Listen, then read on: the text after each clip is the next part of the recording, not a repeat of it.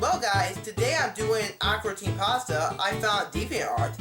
You see, originally this person on DeviantArt really wanted me to make a title card for his pasta, but I decided to go one step further, and that's to review the pasta. I really don't know how to make heads or tails about this pasta. I mean, it's essentially a lost Aqua Teen Hunger Force episode, spliced with real life deaths. Oh, also a pedophile is thrown into the mix near the end, but that's it. The pasta feels pretty rushed and feels a bit too forced. Also, I wish there was more backstory to the dead son that was mentioned near the end. It would be really interesting to understand the pedophile's motives to make such a demented video of Aqua Teen Hunger Force, especially since it's later revealed that he actually didn't even know what the show was about. These are questions that shall never be answered, my friends. So like I promised, let's get on with this pasta by me fulfilling my promise by presenting the title card for the special requested Creepypasta. I want to start off by saying that this all happened to me, and I am writing this for closure. We all know of the animated TV show called Aqua Teen Hunger Force. Well, at least until it was still called that.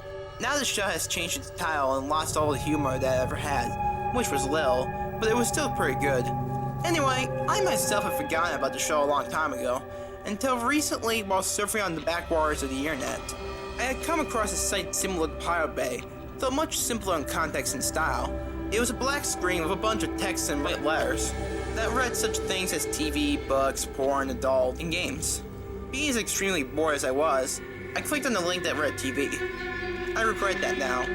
Once the link had opened, I scrolled through the list of the shows that were available. Most were children's TV shows like SpongeBob or Pokemon, but towards the end I came across a link to Aqua Teen Hunger Force. I clicked it and 2 episodes came up. One was the Christmas episode, a funny one. I liked it, but I've never heard the other one.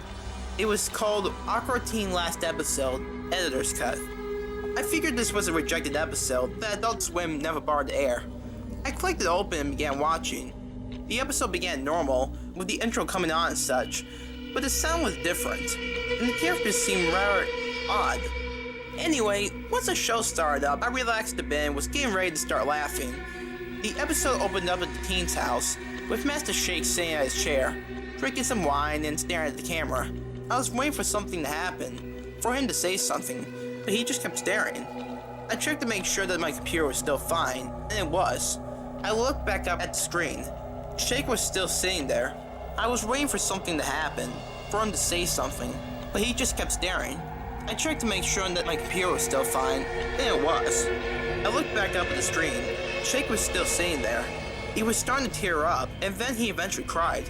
The screen then cut to a live-action shot of a puppy in what appeared to be a cage. A man walked towards the creature, petting it at first, then pulling out what looked like a knife. I closed my eyes. I heard high-pitched whimpering and a man yelling, "Quit moving!" When I looked back up, it was back at the Aqua Teen's home, but Myuu was sitting motionless in his room, blood leaking from what appeared to be his rear end. It then cut to Frylock, brutally being Shake with a broomstick.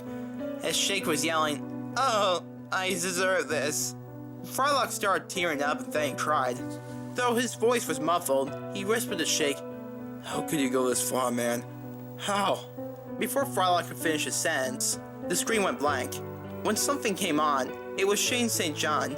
I figured something funny was about to happen, as I found Shane to be laughing hysterically, but his laugh, usually high-pitched, became increasingly lower and lower, and he began mumbling things. He got up, went to his closet, and pulled out what appeared to be a cordless drill. He turned it on, and began drilling into a cake he pulled out of his dresser.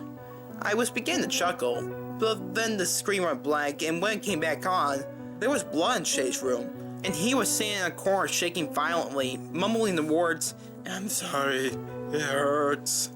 A few seconds later, footage came back on, this time of an elderly woman strapped down to a metal table as a man approached her with a pair of pliers. The woman began pleading, bringing up such things as her grandkids and pets and stuff, but it was to no avail as the man began pulling her teeth out with the pliers. There was so much blood. The man then shoved some napkins into her mouth and left, leaving her in so much pain. I almost vomited. I tried to turn my computer off, but it was frozen. I couldn't help it now, so I let a few tears go down. The screen left the old lady and came back on to black, with white images of dead bodies, bodies I would later learn belonged to victims of Jeffrey Dahmer. The screen would zoom in on each of the bodies, and then some old-time music would play, rather cheery for what was showing. I couldn't take it anymore. I tried to turn the damn computer off, but it was fucking stuck. I was going to contact the police. I knew whatever sick fuck made this needed to be put away, but then the screen changed up again. It went to a man in a gas mask, in a Bavarian desert, crawling around like an insect that had just been stepped on. He was violently jerking and shaking until he pushed over a stone, and underneath it was a human baby. The man pulled the baby up to his face, and tucked it into his shirt. The baby was struggling in there, suffocating, struggling, but the man kept it in there until it stopped moving. Loud moans started being emitted from my computer until the screen changed to something else. It went back to the Aqua Teens, this time for the final time. Shake was dead. Note that I haven't been killed by Frylock. Shake was lying face up on the floor, Frylock hovering over him. There was blood everywhere, and on the walls of the house, there were pictures of realistic severed heads and autopsied bodies, which would zoom in and out randomly. Frylock then looked into the camera, then back at Shake, and whispered one thing in a demonic electronic voice. I love you, and you can love. The door to the Aqua Teen's house suddenly burst open, then with loud moans coming from nowhere. The house started shaking, and the screen cut to black. The screen came on and showed some footage from the 9/11 attacks, and then the screen turned off again. It was over. The computer returned normal, and I contacted the police shortly after. The cops watched the video and said they would track whoever made the video. Good. I thought the sick fuck would get what was coming to him. A couple months later, I read in a newspaper that a convicted pedophile with a thing for making home movies had been caught and was tied directly to the making of the Aqua Teen episode. However, when questioned about it, the man said he had no idea of the episode and he didn't even know what Aqua Teen Hunger Force was. However, after watching the episode with the cops, the man gave only one comment. The thing that Fry said at the end was what my wife said after I killed our firstborn son.